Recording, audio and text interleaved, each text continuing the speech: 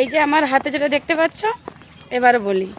প্রথমত অনেকেই জানো আমি ল স্টুডেন্ট, আর একটা ল পড়তে গেলে কম থেকে 3.5 লাখ টাকা মতো খরচা। তো একটা সাধারণ মানে আমার মতো যদি সাধারণ বাড়ির মেয়ে হয় বা ছেলে হয়, তার পক্ষে কিন্তু এত টাকা দিয়ে কখনো একটা ল কলেজে পড়া সম্ভব নয়।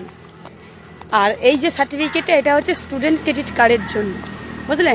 তাই মমতা বন্দ্যোপাধ্যায়ের জন্য আমি এত লড়াই করি।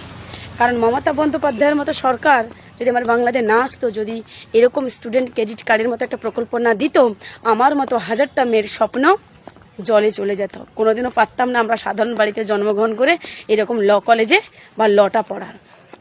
সেই জন্য মমতা বন্দ্যোপাধ্যায়ের জন্য লড়াই করি। সেই জন্য মা কাকিমাদেরকে বলি, মমতা বন্দ্যোপাধ্যায় একমাত্র ভারতবর্ষের সেই মুখ্যমন্ত্রী যে সবাইয়ের কথা ভাবে, বিশেষ করে মেয়েদের কথা ভাবে।